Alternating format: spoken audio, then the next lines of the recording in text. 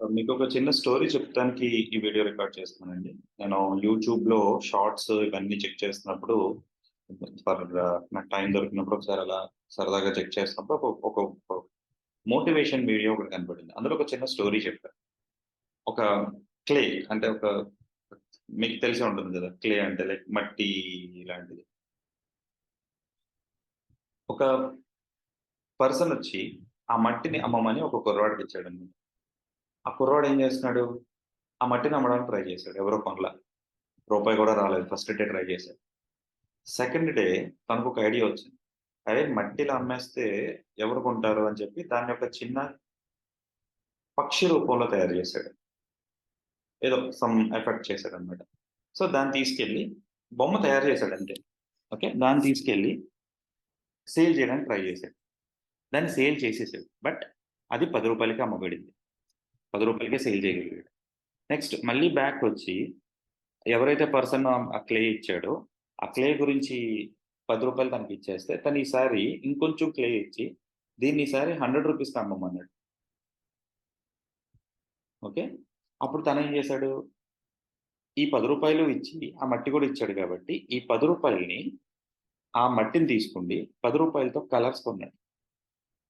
ఈ మట్టితో ఆ క్లేని తయారు ఒక ఒక ఒక బ్యూటిఫుల్ ఐటెమ్ ఒకటి తయారు చేసి, ఈసారి ఏదైతే ఈ రూ. 10 ఇన్వెస్ట్‌మెంట్ చేశాడో, దాంతో వచ్చిన కలర్స్‌ని దానికి వేసి, దాన్ని అమ్మాడు.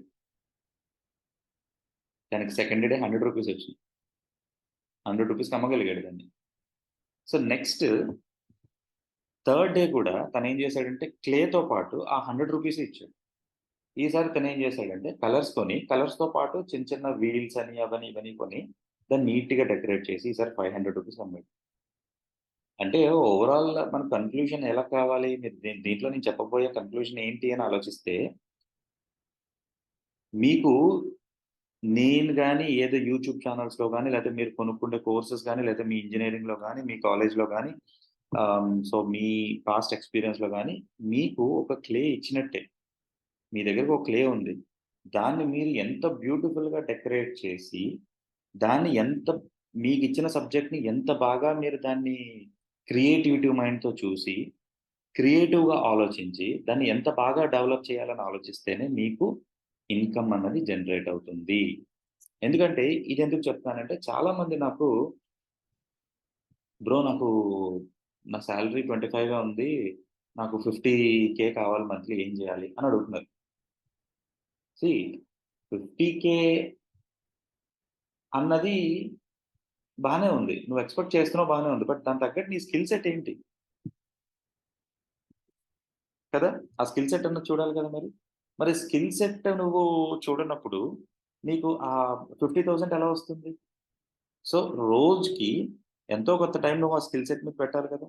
అరే! నాకు జాబ్ వచ్చింది. నెలకి ఇంత 25,000 వస్తుంది. ఇందులోనే ఉండిపోదాం. ఒక 10 ఇయర్స్ తర్వాత మీ మీ ఫ్రెండ్స్‌తో కంపేర్ చేయండి.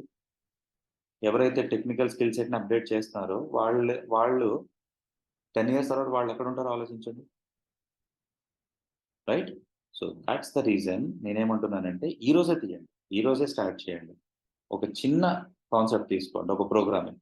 అయ్యో! సాయి నాకసలు ప్రోగ్రామింగ్ రాదు సాయి. టెస్టింగ్‌కెళ్ళండి. లేకపోతే మీరు బీటెక్‌లో ఉండొచ్చు. సాయి నాకు అసలు ప్రోగ్రామింగ్ గురించి ఐడియా లేదు. ఏ సి చదవలేదా? తీయండి బుక్కు. సి లాంగ్వేజ్ చదవండి. C language is the core. మీకు సి లాంగ్వేజ్ వస్తే ఏ లాంగ్వేజ్‌నైనా మీరు ఆడేసుకుంటారు. Java, C plus plus, UI, web development, React whatever. Python ఏదైనా మీరు వాడుకోగలుగుతారు. So, keep that in mind. మీరు గుర్తుపెట్టుకోవాల్సింది ఒక్కటే. మీకిచ్చే సబ్జెక్ట్‌ని మీరు ఎంత బాగా ఎక్స్‌పోజ్ చేస్తున్నారు?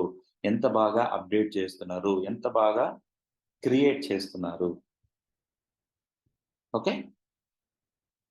మార్కెట్‌లో గనుక మీరు మంచి స్టాండర్డైజేషన్ తెచ్చుకోవాలి అంటే టెక్నికల్‌గా స్ట్రాంగ్ ఉండాలి. Hope you understand. Please do subscribe my channel అండి. Thank you.